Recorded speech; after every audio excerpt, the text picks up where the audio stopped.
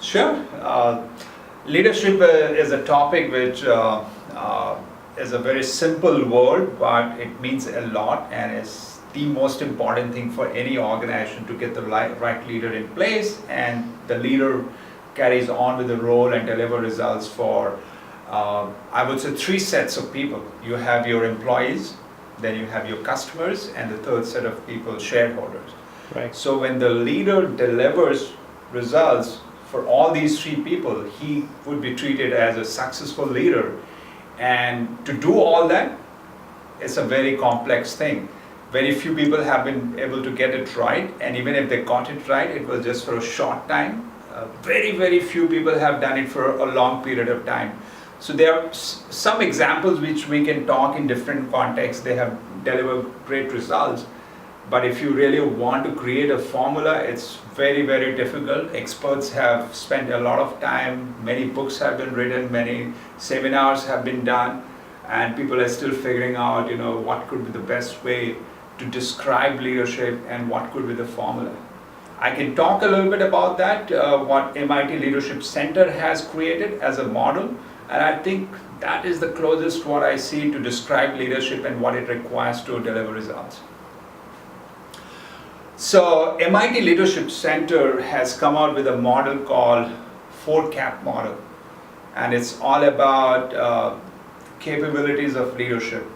And let me also warn in the beginning itself that the same set of people who created this model at the Leadership Center had also written an article titled "In Praise of Incomplete Leader," and that was one of the best articles written ever on HBR on leadership. So that's how this article was valued worldwide, and it's all about a leader cannot be a complete leader.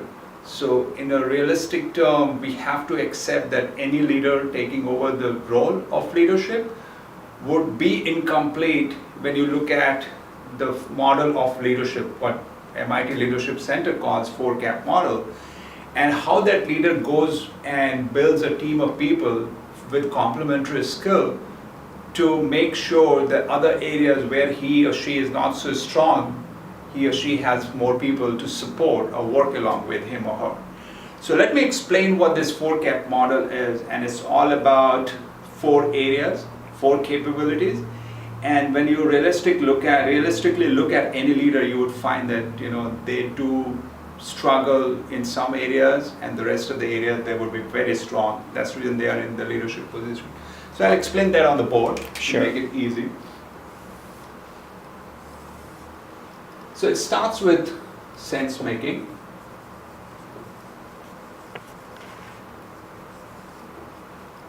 So this is the number 1 capability, and it's for the leader to first understand what's happening in the world, what's happening to my company, my business, my people, make sense of it, detach yourself and have a very high level view to make sense of things happening all around you.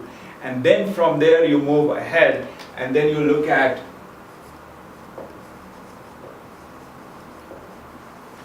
visioning aspect of leadership. It's all about creating vision. It's all about showing the big picture to your people, whether your employees, your customers and shareholders, that what's your vision in the long term, where you want to see your organization heading, and that's where you want all your people to come along with you and get there. So you create the vision for them, and then they move ahead with you. So now the next, after sense making and second one, visioning, is about inventing.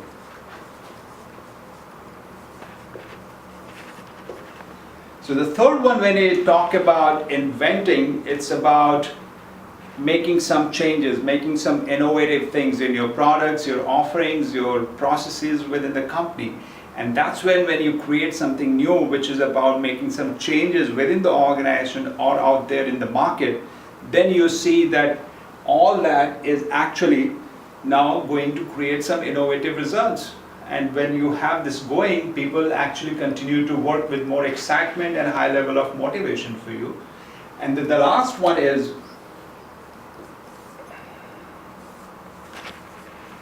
connecting. And this one is the fourth capability of leadership, where the leader is connecting well with customers, with shareholders, with employees. He is communicating at the right time, the right message, what's happening in the market, why company is doing well, not doing well, what they want to change, and when it would change, what result it would have. And for everyone, whether you are an employee of the company or a customer or shareholder, everyone has a stake in the company, in the success of the company, I would say.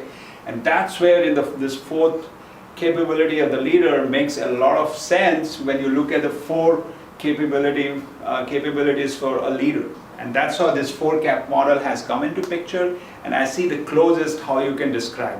Now be aware that this 4 capabilities, what I just spoke about, very rarely you would find someone doing all 4 very well.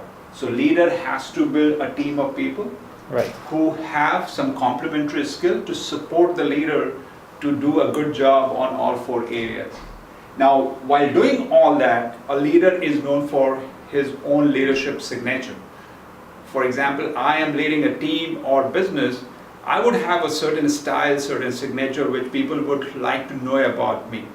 Whether it's about ethics, whether about how driven I am for results, whether it's about how focused I am on developing people. So every leader has certain style, which you can call my leadership signature. Right. When that signature is clear in your mind and you know what you are trying to do all the time, people would get it as well, and that's how they would build trust and respect for you.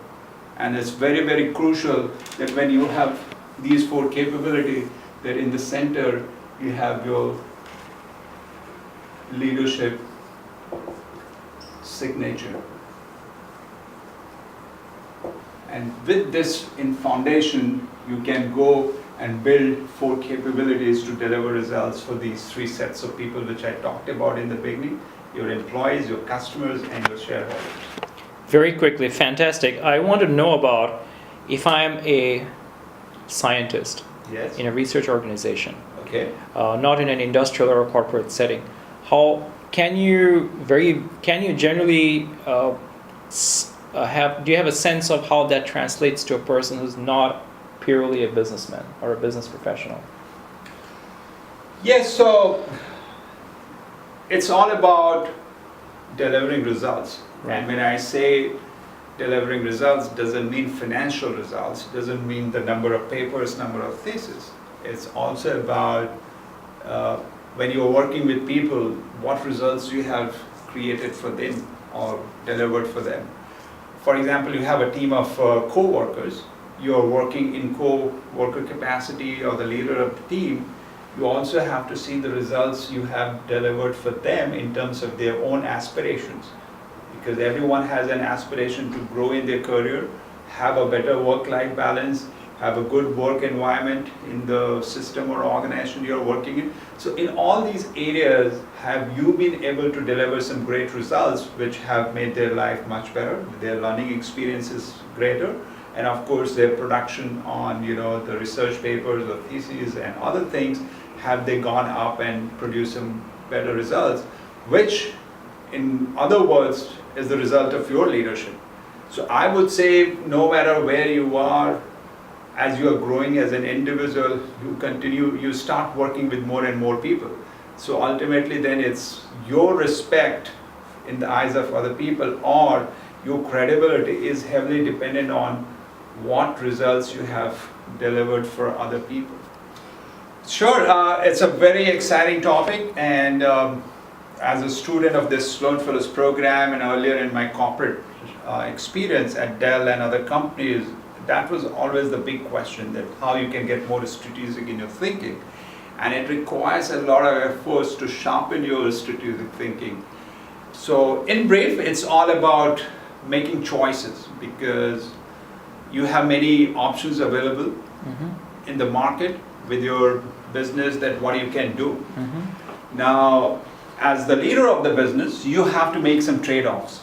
You have to make some choices that would make you different player in the market compared to other players in the market. So your role is not just to be another player in the market and do a better job than other players, but you're also creating more value or different values for customers which would make you a different player in the market. And if you think from all experts of strategy, that's what they have talked about, that how you differentiate yourself by making those trade-offs in your business model. So when I refer to business model, I'm referring to the value chain, all the activities, what you're doing within the organization from supply side to demand side, and then how it makes you play a different game in the market. Now when you do that, you are looking at how I deliver, what value I'm rather creating for the customers. So once you have thought about that and made some trade-offs that, hey, this is how I'm going to create value for my customer, now then you're thinking about how I capture, how I deliver and capture that value so that I can make profit and I continue to grow as a company. So strategy is all about creating, delivering and capturing value for customers. And when you make trade-offs to be a different player while looking at all three areas of values in terms of creating, delivering and capturing, then you would see that as a strategic leader, you have done a good job. Okay.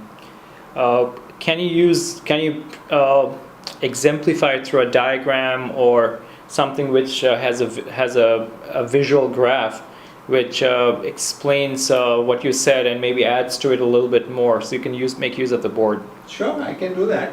So as a company, first you would look at what trade-offs I'm making in terms of my creating value. Right. And for doing that, I would first look at, who are my partners, how I'm going to be a little more valuable in the eyes of customers so that they switch from competition to me, or they find it difficult or not important to switch from me to another company. So when you look at that aspect, then you're first thinking about creating value.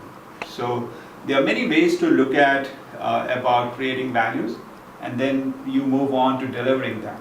So first of all, you look at, okay, I'm a player here, and then from there, how I'm partnering with others, looking at my horizontal competition. In other words, the competition which are there in the market, how I'm different, what I create in the market for which either existing customers for competition, they switch to me, or if they are new customers, they come to me and they stay with me. So I'm looking at that, so I'm thinking about my competition at the horizontal level, all other players who are there.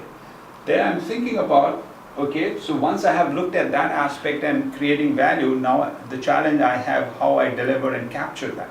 Now for that, I'm looking at my vertical competition, or the partnership, I would say. So looking at upstream, there could be supplier, there could be a vendor who are providing raw materials, or they're providing some inputs for me to create more values for the customer, and that's what I'm doing.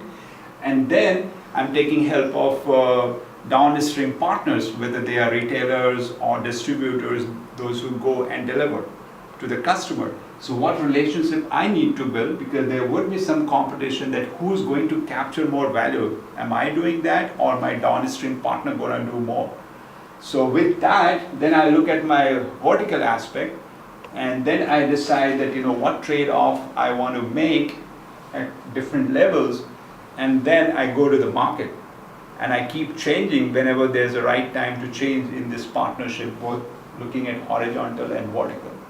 You can take an example, there are many examples which have done very well. You can take an example of Microsoft.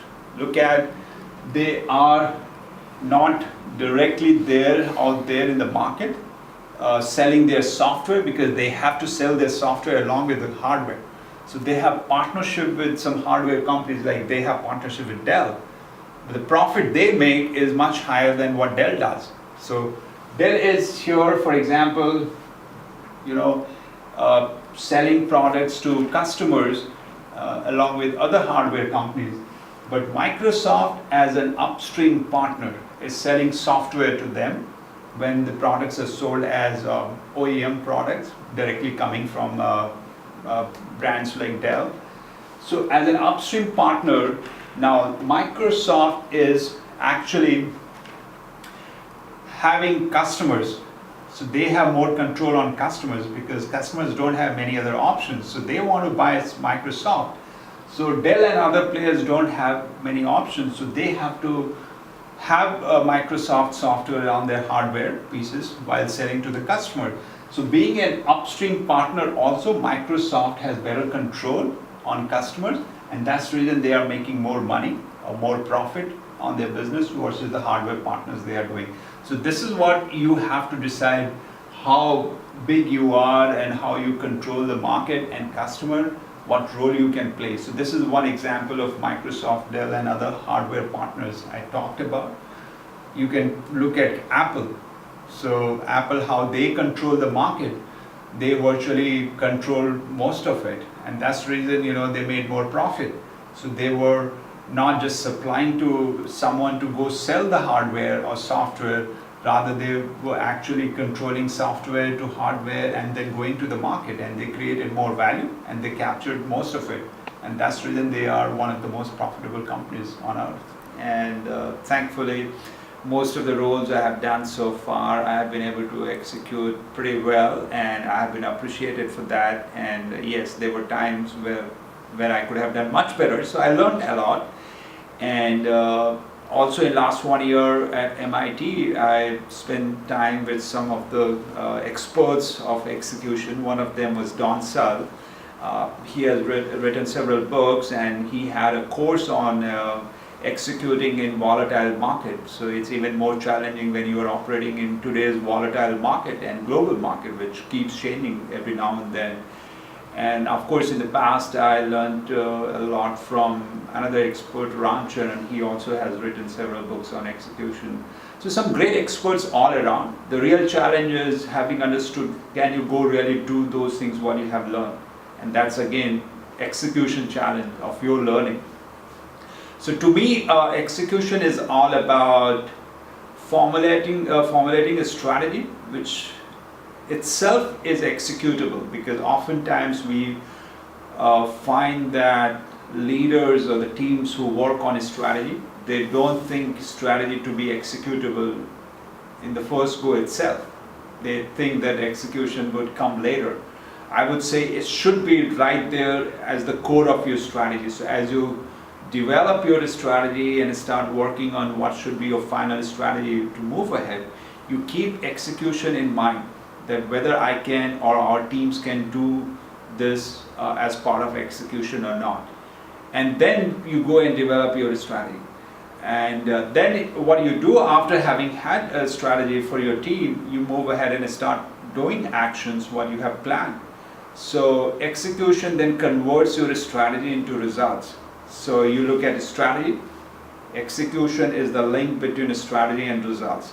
So this is what execution can do for any leader or organization.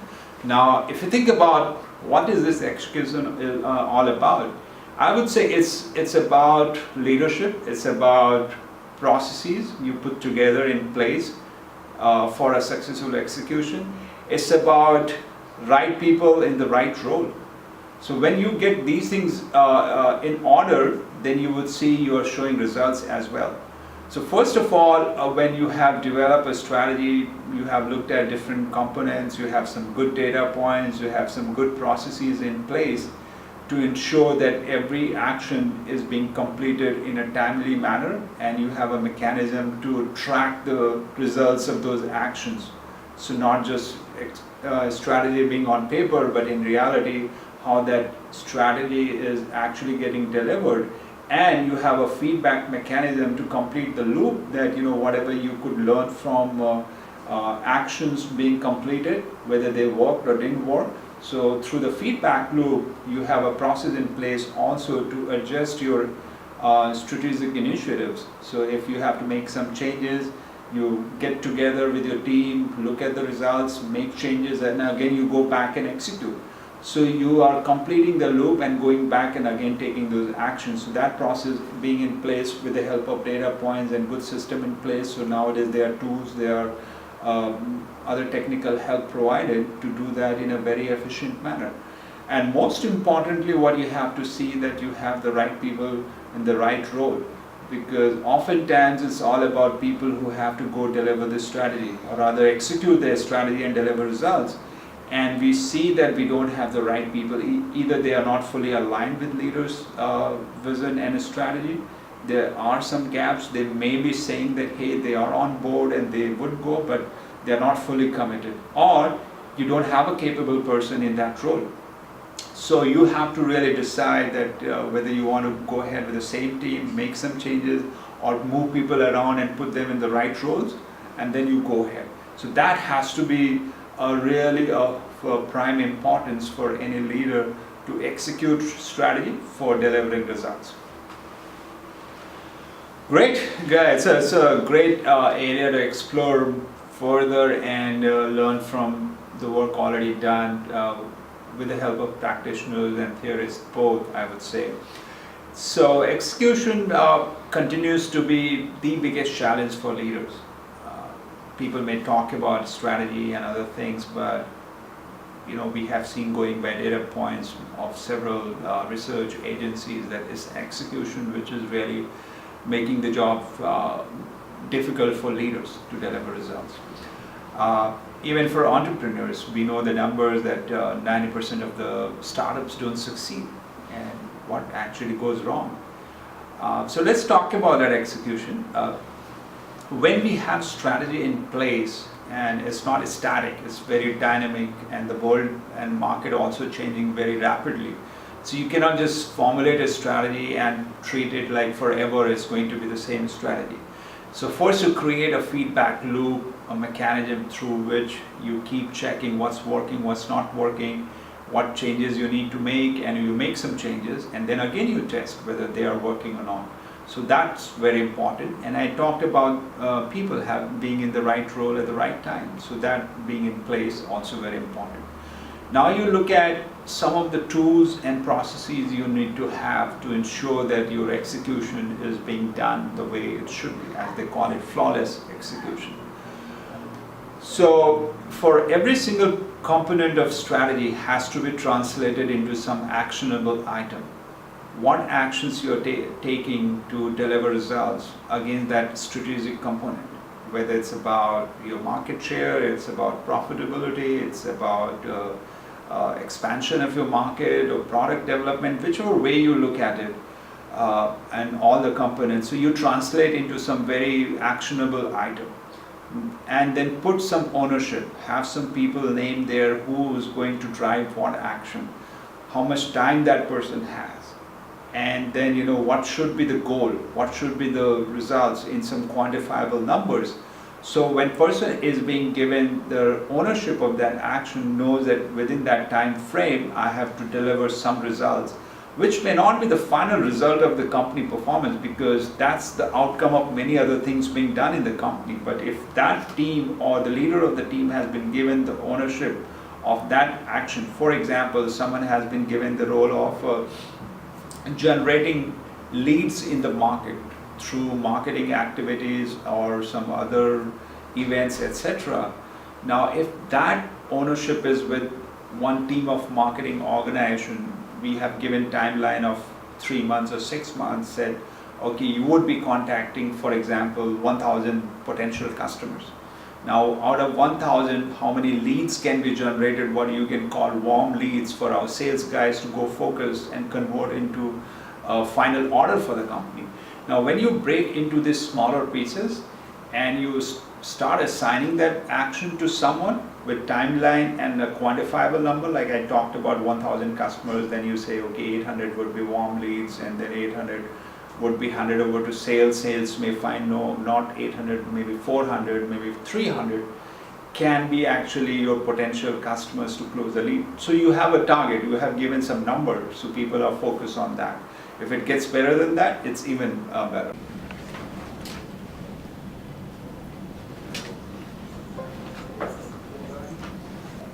Right? It's not a complete product. We are just going out and testing it. So there may be some early adopters, maybe some people who are excited about it, but So in the technology industry, there are challenges with companies of all sizes, whether they are startup or they are successful big companies. And that was part of my research when I looked at why many of the big tech companies, even after having great success in the past, they get stuck at the peak of their business performance and they start declining, or they go flat for several years unless they change something in a big way. Now, that's about the problem with the big companies in tech industry. Then there are challenges with startups, and we see the number of startups getting announced almost every day, and then not many of them succeed. We know why they've failed to succeed, but what are the root causes, what exactly goes wrong, and what they should focus so that new startups don't face the same challenge what they had and they don't get stuck in those challenges. So I would recommend there a lot of work done by Jeffrey Moore, the author who wrote the book Crossing the Chasm, and then several other books he wrote after. So the tools and methods what he has recommended in his book, and of course his Chasm Institute does a great job in helping entrepreneurs with the toolkit for crossing the chasm. They call it Crossing the Chasm Toolkit with 9 points. Now in that book, they recommend that let's look at the technology adoption life cycle, and based on that, let's identify who are the early adopters. And with those early adopters, you move to the next phase, which is your mainstream customers. And for those customers, you need to develop a plan which creates a volume market for you, and then you generate many revenue streams, and then the business becomes sustainable, and of course you continue to grow. In that 9-point tool is clearly articulated what are those 9 points and why they should be important. And the two things which came out very clearly for crossing the chasm is about your segment, your beachhead segment, which you've got to identify and attack and dominate that. And to do that, the second point was one has to have 100% solution to solve the pain point of customer in that specific segment, because that's how then you would get some good customers, and from there you get references and move on and continue to get more and more customers, and you generate volume, and then your business becomes sustainable. And those 2 points are really critical, and that's what I would recommend entrepreneurs should look at when they are thinking about moving from early adopters to the mainstream customers, and that's what is all about crossing the chasm. Thank you. Target customer, we all know. There's another slide which would explain in detail a little bit about that. The next one is compelling reason to buy. So this is for the customer who has to buy. Third one is the whole product. Actually, this third part is very, very important, and many a time we don't actually pay attention to that, why it would be important. So we'll look into that in a while. And then our partners and allies. So we know the channel partners and others and vendors, how they play an important role. The fifth one is about sales strategy and the sales design, whether you should have a direct team or indirect team, channel partners, online, how you want to sell to the customers. That becomes the fifth one. And the sixth is pricing strategy. So pricing, we all know, we make some mistakes as we go along. Instead of experimenting, we actually go by some historical data. So a lot of things are there to talk about there as well. And then competition and positioning, and the last one is the next target. So when you succeed in one area, what you should do next. So that's the last point. A good reference for the future customers. Now, some examples are there at the bottom, as you see. What those companies, initial excitement I spoke about. Then this is about kind of a pilot project where the visionary wants to apply. But then you have a chasm. But when you cross that, and when people come along with you and you have volume, bigger groups together, that's where you see a lot of momentum. So when you start getting, for example, why this part is called bowling alley, because it's more like bowling pins.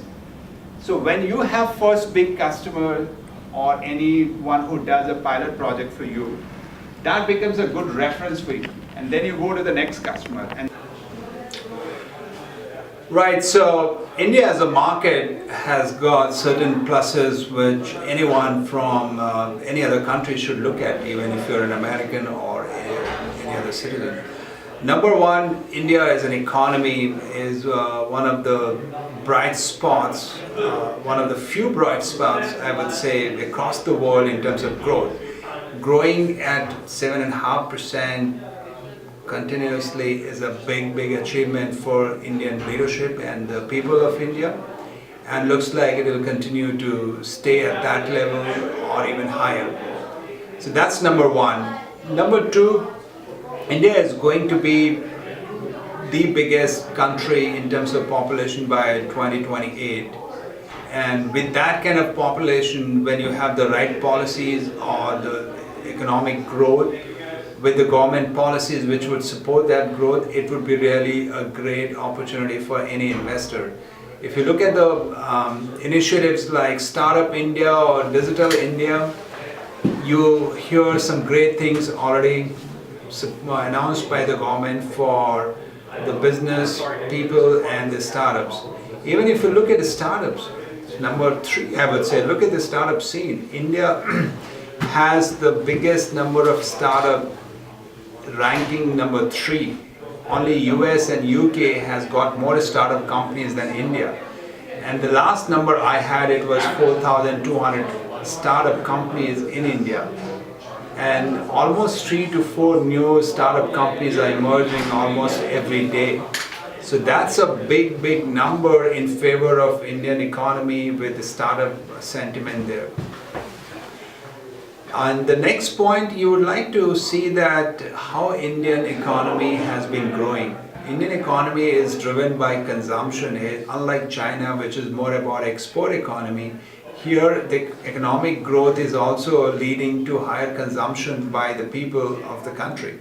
Now that ensures that Indian growth is not purely dependent on the countries outside its own geography, but rather also how people of India are also consuming more and their income levels are rising. And we know the youth of the country, which is a significant plus point for India, that the percentage of their total population is a big percentage of that is the youth, and which would take it forward for the economic growth. So all these points put together, there's a great opportunity for any investor from any country to look at India as a very promising country. Thank you. For any business owner from America to look at India as an option for product development or back office, there are enough data points and there are enough cases to prove that India has been a great country to provide top talent at a very good cost, and that leads to the point that India has been a good source of many of developmental work and of course supporting businesses from their back offices or their what we call ITES, IT-enabled services, or call centers, or many other things you can put in that category.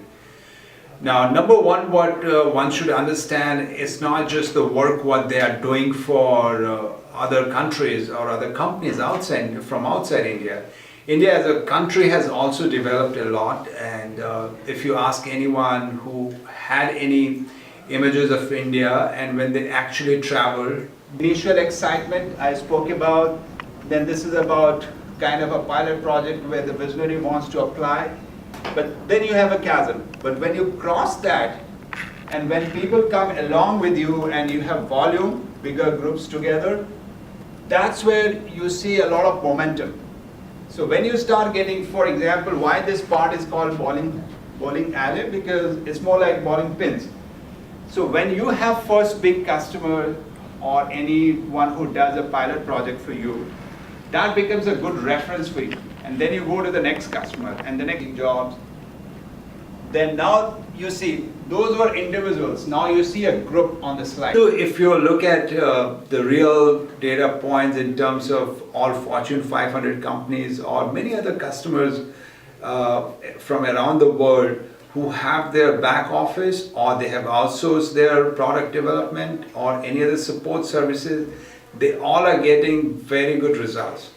They all are getting those results at a very good cost. So they have dual advantages. So they have the talent pool, which can give you top quality work for which you may struggle. You may not get a lot of talented people at one place. So you are getting the pool which is available for top quality, and then you are getting this pool at a very good cost.